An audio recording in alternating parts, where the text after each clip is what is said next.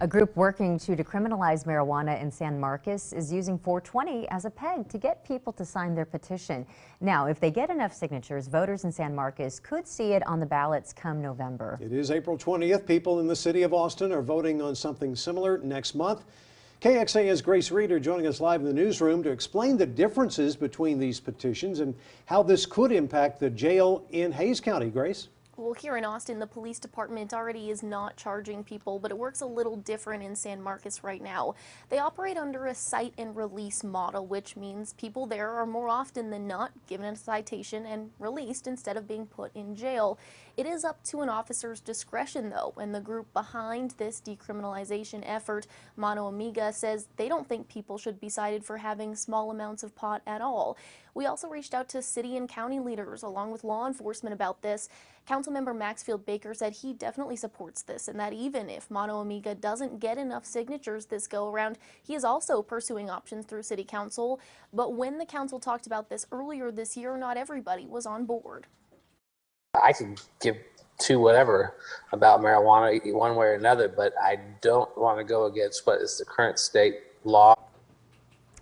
Grace, we've reported on overcrowding issues there in Hays County in the jail. Could this have an impact on that? Well, there sure is an overcrowding problem in Hays County in their jail, which is why in 2016 voters approved money to expand that jail. But even with that expansion, the county said they're still not going to be able to house all of the people in their custody. Mano Amiga said more than 50 people were booked into their jail between October 2020 and October 2021 by the San Marcos Police Department, where possession of marijuana was the most serious charge.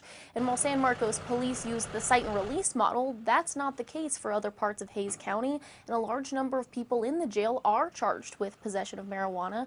Mano Amiga reported that 1 in 10 people in that Hays County jail that have a misdemeanor marijuana possession charge,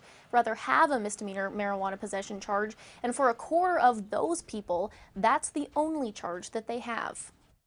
We would love to explore avenues to decriminalize weed at the county level that would really have an impact on our jail population, but this would just be for San Marcos in the meantime. And so we already have the cite and release ordinance here in San Marcos that would keep people out of jail, but not out of the legal system.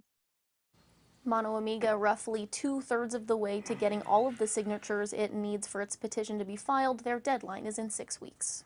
Grace, thank you so much. The county is working on other plans to address overpopulation at the jail. We have laid those out at kxan.com.